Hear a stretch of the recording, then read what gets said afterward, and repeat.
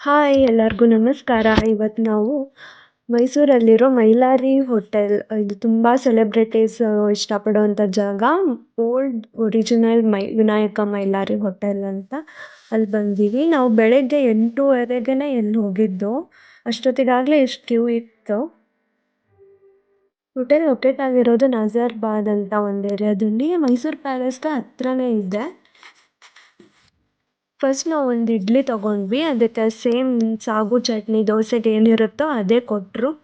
ಇಲ್ಲಿ ಆರ್ಡ್ರ್ ಮಾಡಿ ವೇಟ್ ಮಾಡೋ ಥರ ಏನಿಲ್ಲ. ಅವರೇ ಬಂದು ಟೇಬಲ್ ಹತ್ರ ಏನು ಇದೆಯೋ ಸರ್ವ್ ಮಾಡ್ತಾರೆ. ಅಂದರೆ ದೋಸೆ ಬೇಕಂದರೆ ದೋಸೆ, ಇಡ್ಲಿ ಆ ಥರ.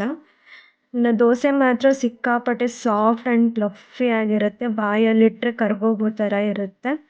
ಭಾಳ ರುಚಿಯಾಗಿರುತ್ತೆ. ಸಾಗು ಚಟ್ನಿ ಫ್ಲೇವರು ತುಂಬ ಚೆನ್ನಾಗಿರುತ್ತೆ. ನೀವು ಎಲ್ಲರೂ ಒಂದ್ಸತಿ ಮೈಸೂರು ಕಡೆ ಹೋದಾಗ ಈ ದೋಸೆ ಟ್ರೈ ಮಾಡಲೇಬೇಕು. ಮಸ್ಟ್ ಟ್ರೈ ದೋಸೆ ಇದು. ಮೇಲೆ ಬೆಣ್ಣೆ ಕೂಡ ಹಾಕ್ಕೊಟ್ಟಿರ್ತಾರೆ. ತುಂಬ ಚೆನ್ನಾಗಿರುತ್ತೆ. ಇನ್ನು ನಾವು 4 ದೋಸೆ ತೊಗೊಂಡ್ವಿ. ಬಿಲ್ ಎಷ್ಟಾಯ್ತು ಅಂದರೆ 300 ಆಯಿತು. Thank you all.